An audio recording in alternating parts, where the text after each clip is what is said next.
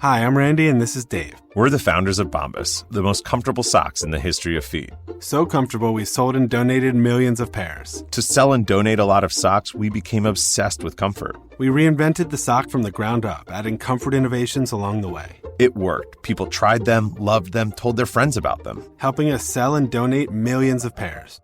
Try them now at bombas.com/comfy and get 20% off your first order. That's bombas.com/comfy. Nevada business owners, managing risk is a tough job. Pro Group Management can help. They offer workers' comp plans and support that can save you money and headaches. To see if you qualify, call 800-480-1846. That's 800-480-1846. Again, 800-480-1846. Pro Group Management. Workers' comp that works for you. How do you get motivated to exercise or do anything for that matter? Hey, you, how's it going?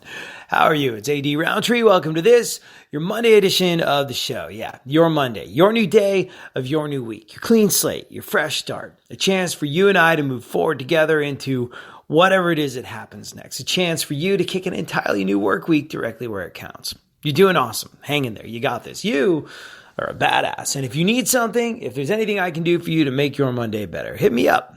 I'm here with you. I'm here for you. At ADSXE, it's where you can find me on Instagram, Twitter, and Facebook at ADSXE. Put it in your phone now in case you need it later.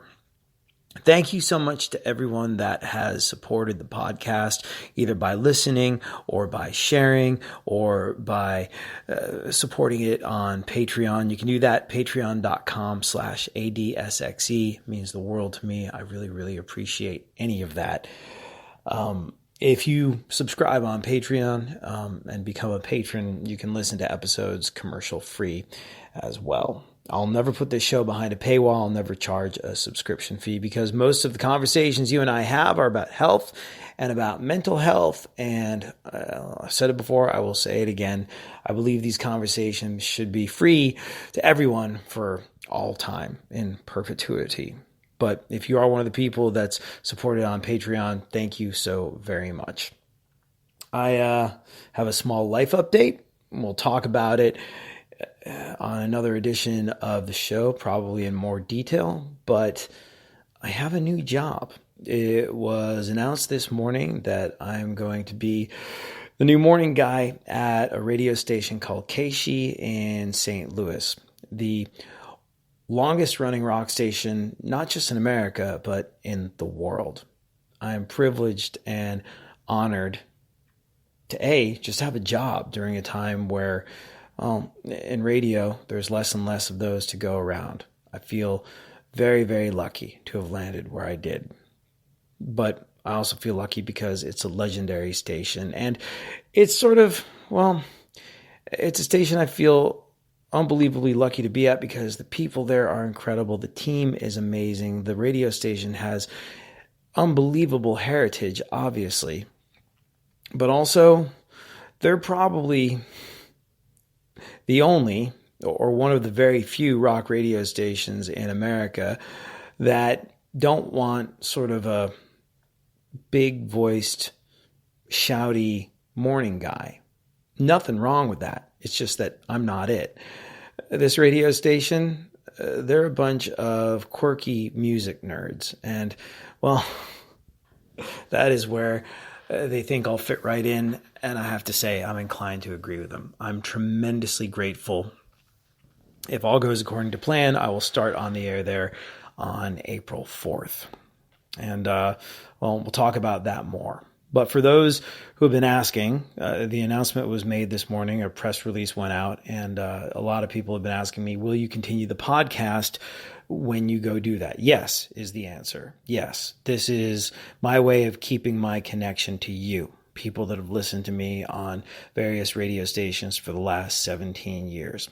And I can't tell you how much I value the relationship we built over those 17 years.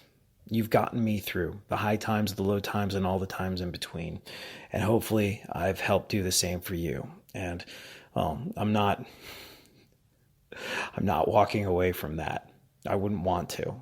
And I think, to be honest with you, podcasting is probably going to be an even bigger part of my future moving forward. Don't know exactly how or where this is all going to land, but to answer the question that I've gotten over and over again since it was announced that I was going to be going to this unbelievable radio station, Keishi, yes, I will be continuing with the podcast. And thank you so much for wanting to be along for the ride. I am so unbelievably grateful for you. So I got an email from a guy called Joe. You can do that too. You can hit me up at ADSXE on Instagram, Twitter, and Facebook. My DMs are open. Or you could email me. I'm here with you. I'm here for you at gmail.com, the way Joe did. But Joe said, I'm a big fan of yours from your morning show on alternative radio and now your podcast. Thank you very much. Thank you for listening. Thank you for being a part of my radio family, Joe. He said, I'm so sorry about your dad. I lost my dad last year too. You're right. The grief does come in waves and lasts a while, but I appreciate the perspective you bring to the conversation. I am so sorry for your loss, Joe. It's weird. I've said it a lot, but there's nothing that takes the pain or the suffering or the sense of loss away with grief. Nothing.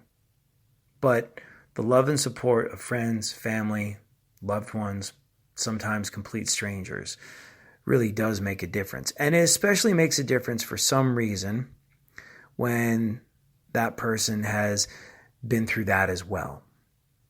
Couldn't tell you exactly why, but it does. So my heart goes out to you, Joe, and well, the support really makes a difference. Thank you. Joe goes on to say, I'm in my mid-30s and my youthful metabolism has abandoned me. As such, I've been needing to do more to get in shape and stay there. I really appreciate the tips on the eat less side of the health equation, but I'm struggling on the move more. It's not easy to muster up the willpower and motivation on the day-to-day. With a hospital job in the middle of all this, gestures around, yeah, I'm sure. Thank you so much for whatever it is you do in the world of healthcare. This has been an unbelievably trying couple of years, several years now. And for people like you who've been on the front lines of our healthcare system, exponentially more so. And I cannot thank you enough. I'm sure we all can't thank you enough for all the things that you've done and all the things that you've endured on all of our behalves. Thank you. But he said, with a hospital job in the middle of all this and 2 kids, I feel like I'm behind the ball on so many things these days. And exercise is a checkbox that I rarely manage to tick at the end of the day. So my questions are twofold. Can you send me the exercise plan you used? I think simpler might be better just to get there and do it. And maybe that will help me with dragging myself to the barbell. And 2, how do you motivate yourself to stick with the plan? Maybe hearing how other people manage will give me some ideas as well. Thank you so much for sharing your voice and your time with us. I look forward to your podcast every weekday, and I'm excited to see where you go next, Joe. Well, thank you so much, Joe. And man, the motivation is an unbelievably tough one. And if anybody else wants to chime in, we all have different ways of forcing ourselves to do the things that we have to do. We all have different ways of kicking ourselves in the butt, lighting a fire under our own backside, whatever you want to call it. We all have different things that work for us. I think the real light bulb went on for me with exercise was, I'll never forget it. I've been in and out of gyms for a long time. Been in really good shape, been in okay shape, and been an absolute mess. And I had several failed starts when I was an absolute mess to kind of get back into shape. One of these things included a personal trainer, buddy of mine. Now, I didn't go and see a personal trainer every single week. I was like, look, I know what I'm doing in a gym. I've been going to gyms on and off. Just, I'm going to meet with you once a week. You tell me what to do and I'll do it. I don't need you barking at me through every set. So he gave me a workout program, one that I could have stuck to, but I did not for a couple different reasons. One, it was a little more complicated than I want to get into. It was, I think, partially based in CrossFit. And I don't know how much CrossFit you've done, but it's not simple. It requires thought. The movements require concentration. There's nothing wrong with that. There's a lot of people that get a lot out of that. There's a lot of people that swear by that kind of exercise. It didn't work for me. If I have to put thought into doing something beyond, okay, keep my form right, keep my back straight, don't bend this, do bend that. If I have to put extra thought into doing something like, God, I never even once got it right, a Turkish get up, I think it was called. Blah. And there's probably CrossFit people listening to this laughing at my ass. But if I have to put thought into doing something like that, which was about as difficult as it was for me to learn how to do the moonwalk back in the day when I was a kid, I am not interested. So I believe in making it simple and easy for yourself. Other people would totally disagree. They want variety. They want a challenge. They want to do things differently every single day. I don't know about you, but I am not one of those people. I want it to be simple and easy and mindless. I want to be able to get through my stuff and I want to be able to get out of the gym. That's what I want to do, which is why I like my exercise program so much. So it is simple. Joe, I emailed it to you. Hope you got it. Now, it does require an investment of time, but it's not one of those things where you're in the gym every day. For people that do exercise, it's a 3-day program. You're in the gym 3 days a week. It's not one of those things where you are doing legs, push, pull, and going into the gym every single day. No, it's a full body program that, there's only 2 workouts and you alternate them every other day, Monday, Wednesday, Friday. And they take about, if you give yourself proper rest time, which I like to do, I like to give myself at least 90 seconds of rest time so I can get the most out of every last set. It takes around 45 minutes. You can rush through it, get through a little faster, but like I said, I like to take longer breaks. So it's not dedicating your life to being in the gym constantly. It's 45 minutes, 3 days a week. Now, when I say going to the gym, that's part of the motivation as well. I did what a lot of people did during COVID. I set up a home gym. In fact, I'd gotten one before, which was a good thing because, man, once COVID hit, you could not get home exercise equipment for love or money. I remember I bought a set of those adjustable dumbbells, those power block things right before, and I think they were like $200. And if you've never seen these things, they're great. They're adjustable dumbbells. They go all the way from 15 pounds up to 50 pounds, and it replaces a whole rack of weights. They're fantastic. I swear by them for at-home use. But I bought those for like $200, and the moment COVID hit, man, they were going for $500-$600 from reputable dealers. Market fluctuations caused the prices to shoot through the freaking roof. But nevertheless, I had some home gym equipment and I thought that would be great. Work a little, bang out a set of this. Work a little bit more, do a set of push-ups or pull-ups or whatever it was I was doing. And I found that didn't work for me. I mean, I got it done, but I didn't enjoy it. It wasn't focused. I kind of broke it up throughout the course of the day, and that wasn't for me. Wasn't into that. And I find a big part of getting motivated is going somewhere. Now, I don't know what your life is like with your family and your work schedule, but if you can get away for 45 minutes 3 times a week, I think that's a big part of it because, well, if you've got the weights at home or you want to work out in your basement or whatever the case may be, it's great. It's right there, but it requires this extra level of discipline to drag yourself away from the television, drag yourself away from your family because, you love your family. You want to be around them, especially if you're like Joe and you have kids and, they're not necessarily going to be understanding of the fact that you are bench pressing something. I started doing bench presses on the floor with dumbbells. I really like that. And, without fail, my dog, Millhouse, would be like, "Oh, what you doing on the floor, Dad?" And he would start kissing my nose, and it would be a whole big thing, and I'd have to take a break, and then I'd lose track of what I was doing, and then I'd be like, I think I have some chips downstairs, and then it would be done. But going to a specific place to do it, if you can, if you are able to, if you have the luxury of 45 minutes in another place to go get that done, if you have the luxury of whatever it costs to go to whatever the gym is, then I really, really recommend that. For me personally, I find that specifically going somewhere really makes all the difference in the world. The last place I lived was great because, well, it had a gym in the subdivision. It was about a 3-minute walk from my little home. I would head over there and walk back. It was great because I didn't have to drive to another place. And man, if I could find that situation again, I would be very, very happy about it. So we'll see. But I find that when you make time to go somewhere, you're not going to get distracted. You are in the gym. You're going to get through it, get it done, and go back home to your kids. So I find when you're looking for some motivation, I find getting there, you're there, you're going to do it. If you're at home, there's a pretty good chance you won't. So I know this sounds simple and boneheaded, but this is what I noticed made a big difference for me.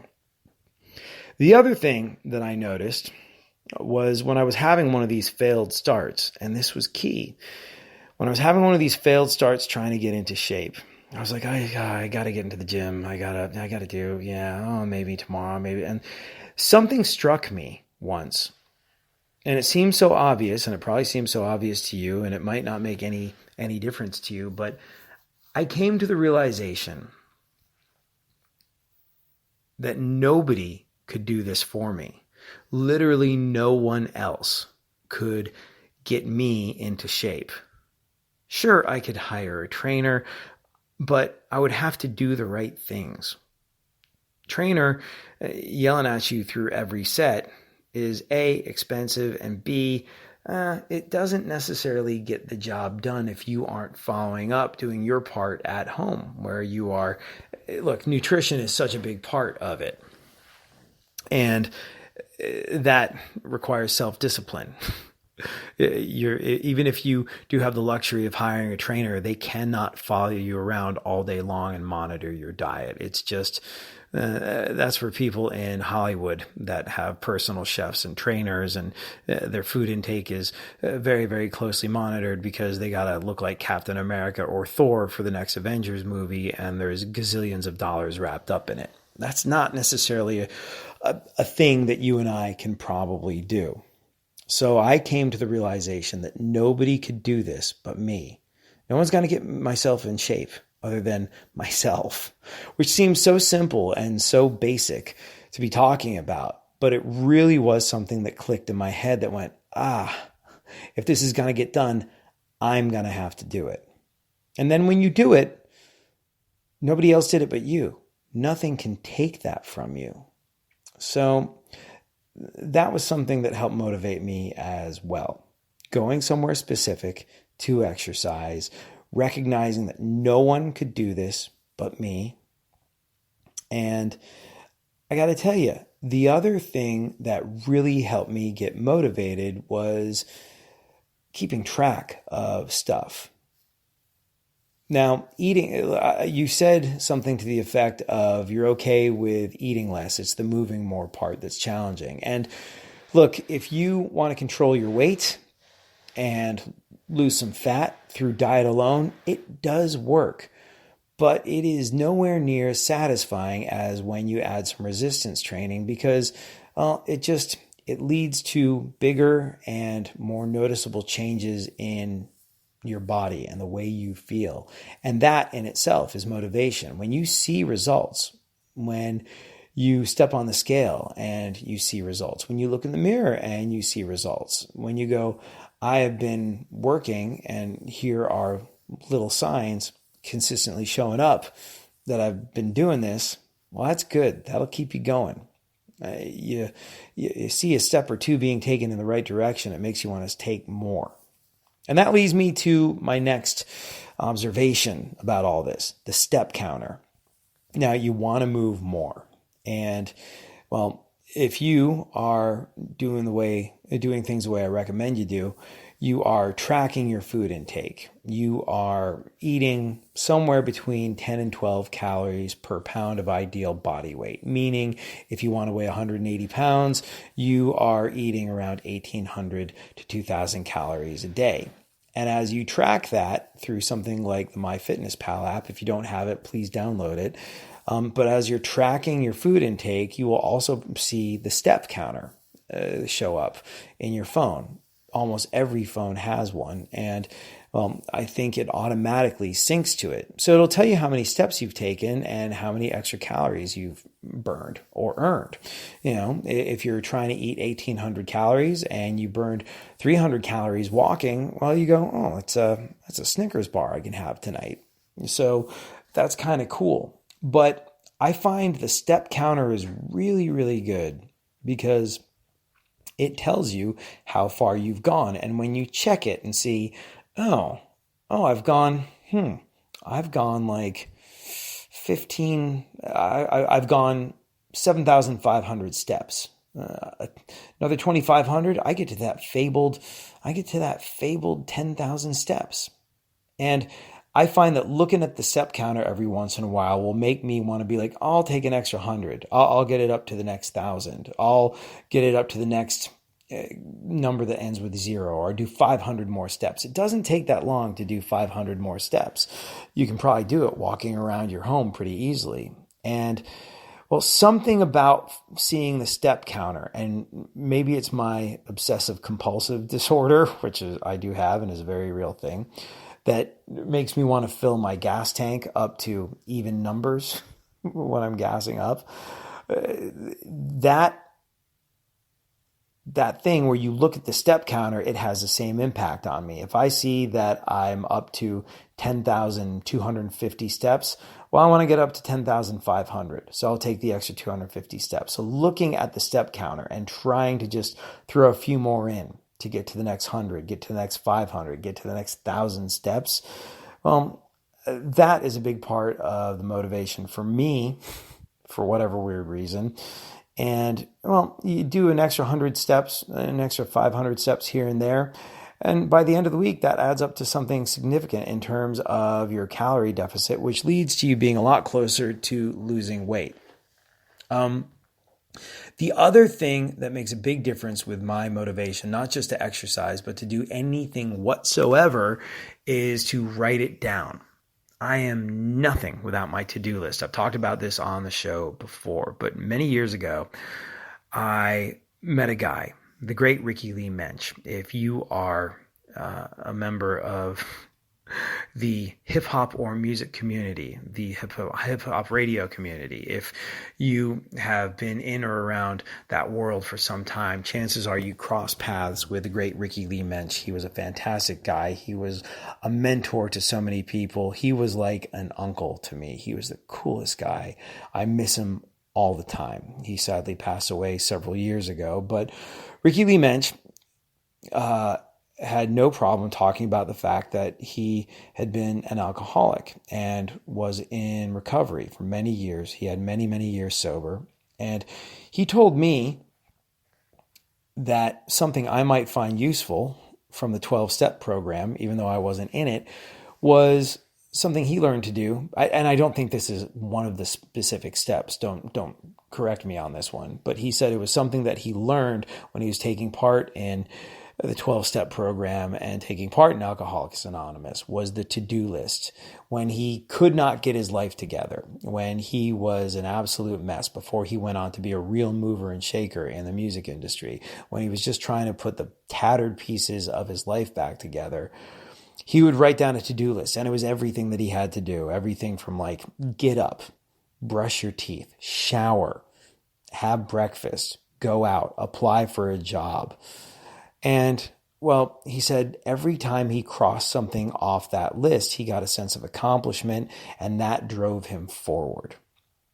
And eventually, his to-do list had things on it like, remember to call Jay-Z back. He was a real mover and shaker. And he said that to-do list was something that he stuck with for the entire time that he was going through this process. And I'm pretty sure he stuck with it up until the very end of his life. But that to-do list really, really, I'm completely scattered. I'm completely sort of ADD, and I'm all over the place. And if I didn't have the to-do list, I would get lost and I would feel lost and I would get so much less accomplished. But also, he really had a point about what it does for your forward momentum and your self-esteem when you make a to-do list and you cross off things on it. It's a great, great tool. And well, I would write it down. Go to gym. You might want to even get as specific as bench press, overhead press, squats, things of that nature. But making your exercise part of your to-do list means that it's going to be looking at you all day. And whenever you fit it in, you fit it in. And I think there's a much better chance of you fitting it in if you write it down. Here's the other thing that's very important to point out. You want to be consistent. Now, consistent to me is not being militant about it. Ideally, you should be in the gym 3 days a week, Monday, Wednesday, Friday, doing alternating workouts. You should be tracking your calories. You should be eating a consistent amount of calories every single day. That is going to put you in a calorie deficit. That's going to help you lose the old spare tire or whatever it is you want to lose when you're talking about your youthful metabolism abandoning you. But say you screw up. Say you miss a workout. Say you can't get to the gym one day. Say you eat an entire sleeve of Oreos. Say you go to an all-you-can-eat buffet and go absolutely hog wild. Say you go out to dinner and there's no way you can track those calories. Who knows what's in that? Say you go over to your mom's house for dinner. Who knows what's in that? That is not messing up. That's not falling off. Missing a workout, breaking your plan for the amount of food and calories and protein and all of the above that you're trying to eat. Messing that stuff up isn't failure. Not getting back at it again is, well, that's falling off.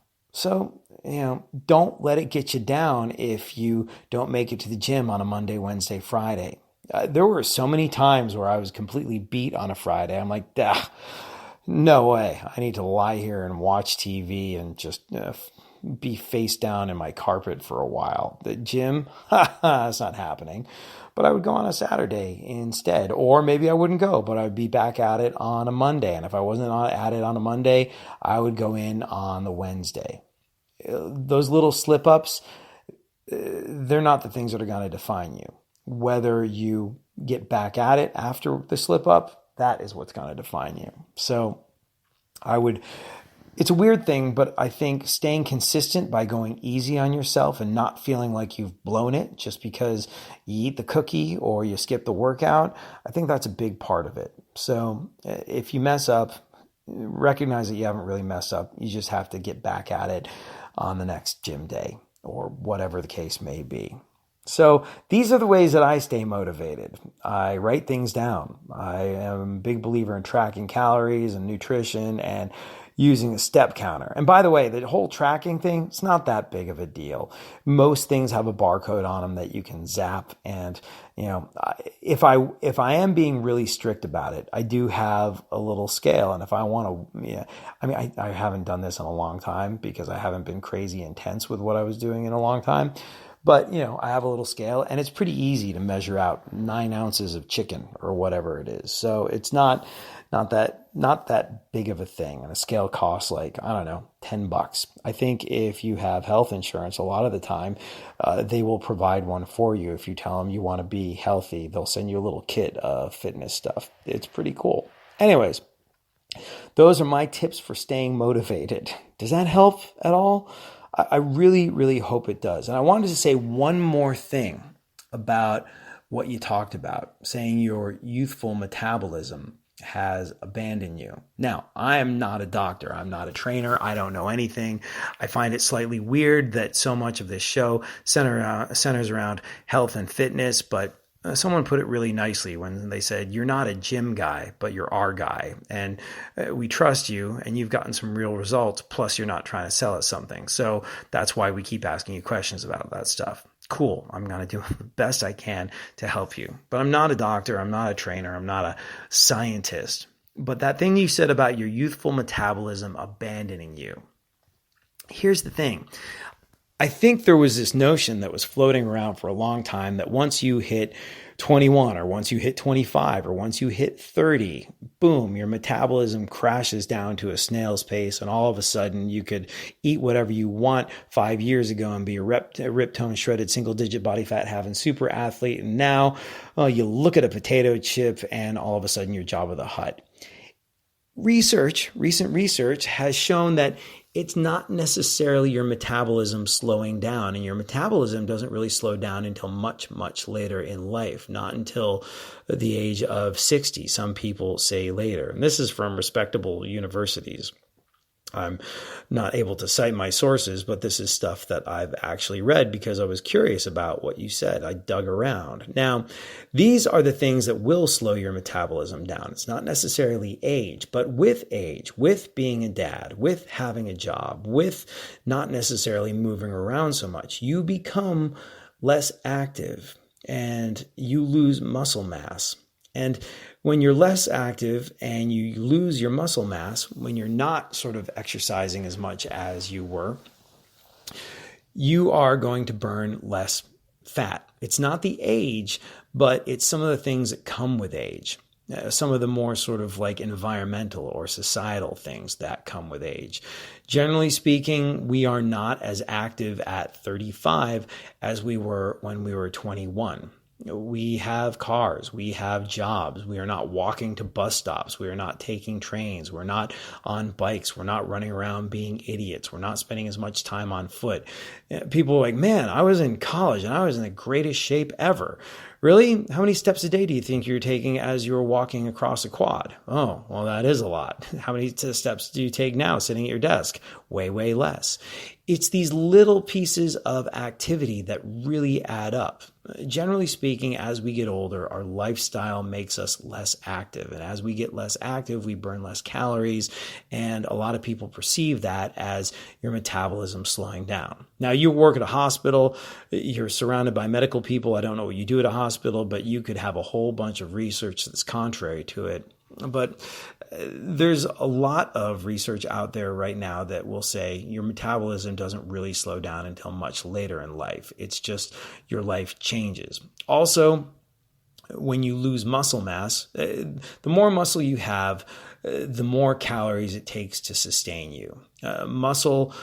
Having more muscle and less fat, you will burn through more calories. So building some of that muscle mass in the gym, it's not just the activity of lifting the weights, doing the resistance training that is going to burn the calories. It's the type of body tissue you are carrying around. If you are carrying around more muscle, well, that muscle is going to require more calories to sustain it, and your metabolism will be faster. You will get through more calories. And if you've lost muscle mass, if you're not getting to the barbell, as you put it on the regular, well, you're going to have less muscle mass and burn less calories. So you're not, I don't think, in a position where your metabolism has failed you. But your life has probably changed in little, maybe even imperceptible ways that make you less active than you were when you had what you saw as that youthful metabolism.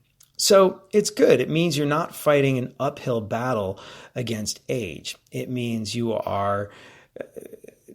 just need to move around a little bit more. Like I said, 500 extra steps here and there, that really adds up by the end of the week. And if you can get to the gym, man, that really, really does make a difference. So these are my small observations about what you did. It is so hard. It can be so hard to peel yourself off the couch. It can be so hard to get yourself moving. It can be so hard to have the discipline, especially when you are working in a hospital. I can't even begin to imagine what that has entailed and the amount of pressure and stress you have felt. You've also got kids, which means your schedule is not your schedule anymore. Your schedule is dictated by the small human lives that you are responsible for. So it can be really, really difficult. And boy, do I sympathize with what you're talking about. And you also talked about leaving it till the end of the day. Well, you didn't say that, but you said by the end of the day, my ass is kicked. Well, maybe if you figure it out, if you figure out how to do it at a different part of your day, maybe after work before going home, if you've got that 45 minutes or an hour or whatever it is, or maybe if you can take some extra steps on your lunch break, just take a look at your step counter. Maybe walk up and down the hall a little bit more. Get those 500 extra steps in. It's little things, but they will put you over the edge and they will get you where you're going.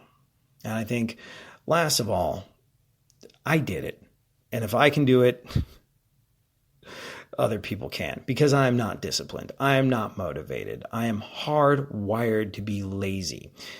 Physically, anyway. I'm all about working really hard at a job, but in terms of having some get up and go, not so much. For me, it was really a mental thing. My shrink said, I could either prescribe you antidepressants or you can get yourself into the gym. And we decided, because antidepressants would change my personality and my personality was what paid the mortgage, that the exercise would be better. And, well, because I had a doctor saying this is for your mental health, it will make you happier and it will help you probably break through this cloud of depression that you're living in at the time, about 10 years ago. I did it because a doctor told me I had to. And that's the other thing. I believe that when you do it, you kind of get on a roll where the clouds do part. The mental benefits of exercise are almost instantaneous, I find. They happen that day. They happen overnight. It's a quick thing. And if you can just get yourself to do it a couple times, I bet you find a way to continue. So I hope some of that's helpful. The bottom line is you can do this. I know this. Thank you so much for hanging out. Thank you for being a part of my radio family. As always, this time that you and I spend together, it's the best part of my day. I'll be back tomorrow. We'll do it all over again. Have a great one. Later. A new year means it's time for a new home network that can keep up. With Cox Internet, you have the speed and coverage your family needs to stay connected. You'll enjoy Cox's fiber-based hybrid network with options for fast upload and download speeds. And if your household has lots of connected devices, Panoramic Wi-Fi may be the perfect fit thanks to its additional control features. Plus, with advanced security on Panoramic Wi-Fi, you'll know each connected device is securely protected 24/7. A whole world of connectivity is yours with Cox Internet. Learn more at Cox.com. We could tell you exactly why Bombas socks, t-shirts, and underwear are so comfortable. We could talk about our soft fabrics or how we donate one item for every item you buy. But we think our customers said it best. So we hired some professional voice actors to read real customer reviews. Bum dickities on my piggies. It's like being hugged by an angel. I borrowed a pair from my son and didn't want to give them back. Give an item when you buy an item and get 20% off your first purchase at bombas.com/comfy. That's BOMBAS.com/comfy.